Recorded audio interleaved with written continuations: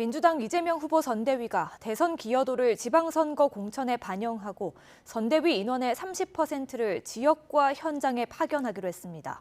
국민의힘 윤석열 후보의 선대위 해산과 쇄신에 맞불을 놓겠다는 전략으로 보입니다. 이만수 기자입니다.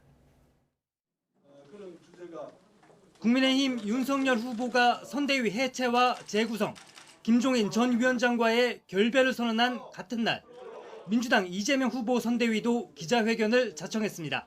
먼저 민주당 선대위 전략본부는 대통령 선거 기여도를 지방선거 공천에 반영하기로 했습니다. 시도 평균 득표율보다 일정 비율을 웃도는 득표율을 획득한 지역에 대해서는 공천 보장 등 과감한 인센티브를 부여하는 방법도 구체적으로 준비하고 있다는 보고 말씀드립니다.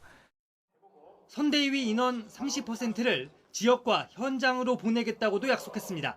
지난달 이재명 후보가 직접 몽골 기병론을 내걸고 대대적인 선대위 쇄신에 나선 이후 2차 혁신에 착수한 겁니다.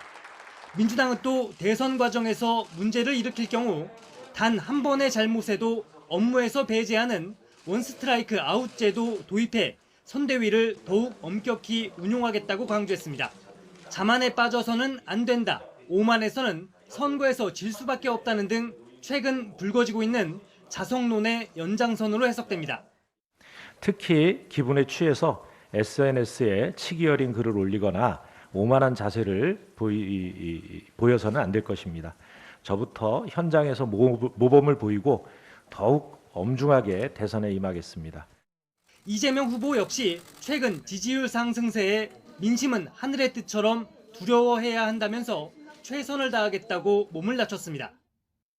오늘의 이 결론이 우리만의 노력으로 또 국민들께서 전적으로 저희를 지지해서 나타난 현상은 아니라고 보기 때문에 두려운 마음으로 최선을 다하도록 하겠습니다.